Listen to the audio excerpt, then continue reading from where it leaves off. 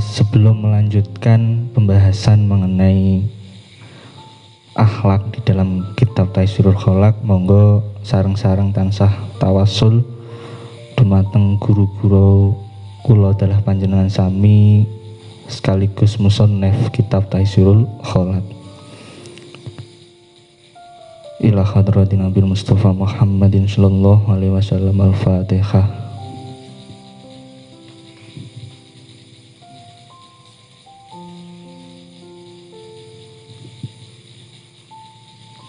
Ila hadratin sembah panjal wa sholli wa furqi. Al-Fatihah.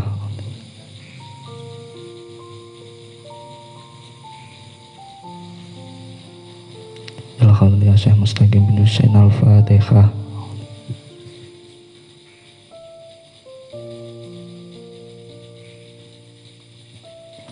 Ila hadratin Syekh Arif Mustaqim bin Husain. Al-Fatihah.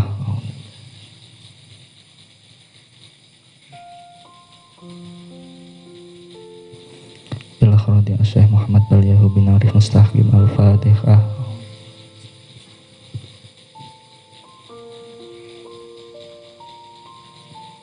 Ila hadratin Syekh Abdul Jalil Mustaqim bin Husain. Al-Fatihah.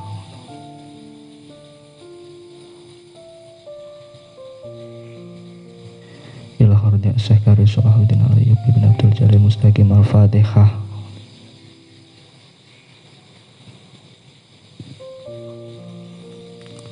Ila hadratin Jamil fi Jamil Tariqah Indonesia Karokatin fid dunya wal akhirah. Al-Fatihah.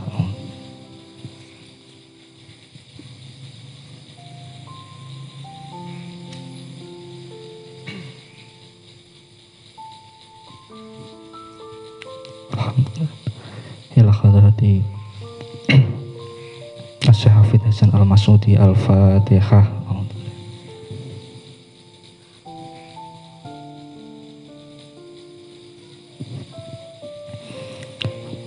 Bismillahirrahmanirrahim. Kalau minggu lalu kita sudah membahas mengenai Aifah, Muro'ah, dan Aizah yang merupakan sifat manusia yang sudah ada di dalam jiwa kita, dalam tubuh kita semenjak roh itu ditiupkan di dalam diri kita. Masuki pembahasan salajengipun nggih punika babagan mengenai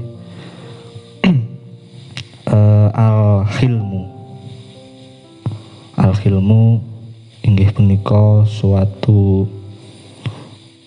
istilah aris teng Jawa niku maksudnya aris nggih punika sifat ramah, santun, tidak cepat marah ngoten niku. Tapi teng mriki dijelasaken wonten kitab Taisirul Kholak al-hilmu huwa sifatun tahmilu sahibaha ala tarki intiqami mimman a'dhabahu ma'al qadratihi ala dzalik. Sifatu tahmil sahibaha ala tarkil intiqami. Hilmu inggih punika suatu sifat di mana harus menahan diri atau lebih tepatnya meninggalkan dari perbuatan yang namanya balas dendam, al-tinqami. Balas dendam saking nopo miman a'dhabahu ma'al qudratihi ala dzalik. Berbalas dendam dari orang yang menyakiti kita. Terus nang mriki dijelaskan bahwa intine balas dendam niku mboten angsal. Sembuh pokoke dilarani atine,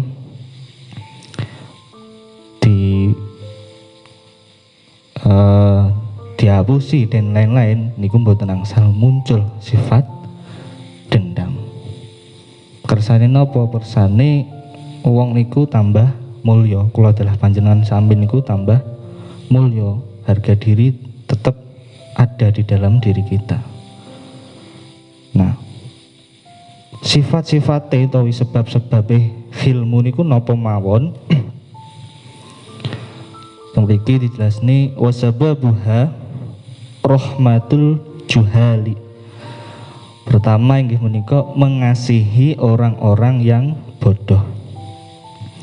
Maksudnya mengasihi orang-orang yang bodoh niku orang yang bagaimana? Nggih, orang yang menyakiti diri kita. Kenapa orang tersebut dikatakan orang bodoh? Karena orang-orang yang menyakiti hati diibaratkan orang yang tidak punya akal sehat. Padahal menungso niku ciptaan yang paling sempurna. Tapi teng mriki jelasne rahmatu juhali, orang bodoh di sini adalah orang-orang yang menyakiti hati kita. Niku juga termasuk orang bodoh.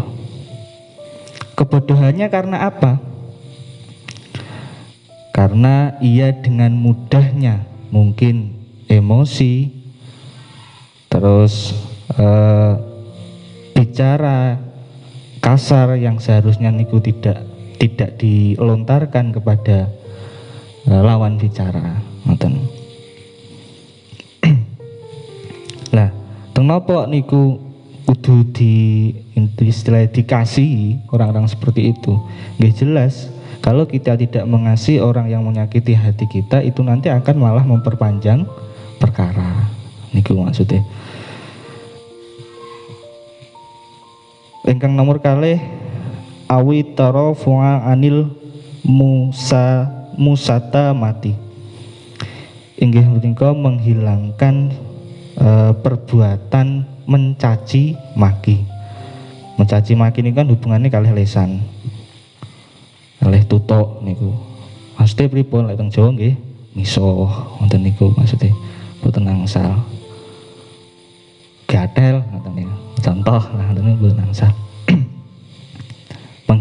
Menghindari justru juga menghilangkan sifat mencaci maki niku. Selanjutnya awil istihya'u min jazail hawabi. Inggih menika merasa malu untuk membalas dengan jawaban yang buruk. Artinya ketika kita dicaci maki terus dibisui, lebih baik kita mempunyai rasa malu untuk membalas caci makian itu. Misalnya kok dibisui niku, alangkah baiknya kita malah mengingatkan, ampun ngoten niku mboten angsal. Napa to jane masalahe, napa to jane kekeliruan kula, monggo sareng-sareng. Lebih baik seperti itu. Terus awit tafadhulu alal musyi'i aw ri'ayatu nikmatin sabiqah. Inggih menika berbaik hati pada orang yang berbuat buruk dan menjaga nikmat yang berlalu. Maksudnya berbaik hati pada orang yang berbuat buruk niki contohnya pripun? Balik neh masalah babakan hati niki, berbaik hati. Misal misalnya menjalin hubungan, contoh menjalin hubungan niku pun dangu ngoten niku. Terus kok niki korelasinya kalih menjaga nikmat yang berlalu niku wow. Kok wis berangsur-angsur nggak ada kabar jalan hubungan suwi, tapi malah melinjani janji. Nah, wis jalan hubungan dangu tapi malah melinjani janji, sifatnya pripun? Ya itu berbaik hati, mendoakan mboten usah dibales.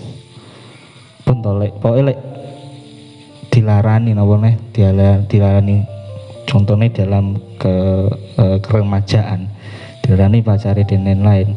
Kok kita itu mampu menerima, kita sabar, kita didolimi, pasti orang tersebut akan mendapatkan impactnya sendiri tanpa kita bersusah payah untuk berbalas dendam. Maten penting.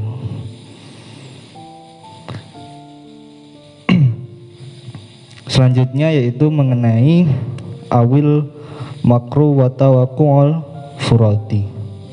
Inggih punika tipu daya dan bisa mengambil kesempatan. Tipu daya maksudnya pripun? Contohnya apa jenenge Mas Bisri lah contohnya. Mas Bisri dijak gelut koncone, gelut ye misale, dijak gelut. Wis ditonjok niku, ditinju. Mas Bisri ngerti sebenarnya dia iku mampu ngalahne wong kuwi ngono.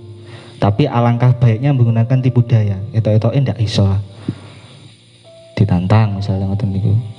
Menggunakan tipu daya. Tipu daya yang baik ngoten niku. Artine jane mampu arep ngalahne wong kuwi ngono, tapi lebih baik halah napa lho kula mboten saged napa-napa. Kula mboten wantun. Misal contoh dalam napa niku pertikaian ngoten niku. Nah, niku mengenai al-khilmu. Ya punika babakan mengenai tidak boleh mempunyai rasa dendam. Luwih apik ngalah, nrimo ing pandum atau niku istilah Jawa. Karena hal yang demikian yang akan meninggikan derajat setiap insan. Nah, kenapa niki kok babakan al-khilmu kedah dibahas teng Taisirul Kholaq? Karena ini hal yang napa nggih? Suatu hal yang sering terjadi dan kadang juga tidak disadari. Pentingnya untuk dibahas niku. Modelnya nggih apa ndak krasa kadang ngoten niku. Pripun lho, pripun malih jenenge misale lah dilarani dan kadang ya spontan ngoten niku. Piye to cah iki blenjani contoh ngoten niku. Wis tak arep-arep bae ngono. Ya ngoten niku kadang nggih muncul emosi tapi ternyata mboten angsal. Ngoten. Nah, kenapa penting menerapkan sifat khilmu? Karena sesungguhnya menghilangkan caci maki merupakan kemuliaan diri niku. Kemuliaan diri nggih punika ngizah. Korelasinya dengan pembahasan yang minggu lalu. Dan merasa malu merupakan upaya menjaga diri. Upaya menjaga diri. Merasa malu niki maksudnya nggih malu dalam hal niki wau nggih. Dalam hal berkata kasar, mendolimi seseorang, melinjani janji. Bukan merasa malu untuk misalnya di dalam wonten di dalam kelas lah contohnya. Terus disuruh maju, disuruh menjelaskan, disuruh membaca oleh guru, bukan hal seperti itu. Lek niku hukumnya wajib, mboten angsal malu. Tapi malu di sini yang dimaksud adalah malu ketika kita berbuat keji, mencaci maki, ngoten niku contohnya. Dan tipu daya niku wau, tipu daya untuk menghindari kemudorotan itu adalah merupakan sifat kecerdikan dari setiap manusia yang harus dimiliki. Nah, mungkin niku yang bisa saya sampaikan pada malam hari ini. Intine nopo dalam pembahasan al-khilmu niku wau? Ya punika dahulukan budi pekerti agar terhindar dari perbuatan keji dan penyakit hati. Mungkin itu yang bisa saya sampaikan. Ada kurang lebihnya mohon maaf. Wallahu a'lam bishawab. Assalamualaikum warahmatullahi wabarakatuh.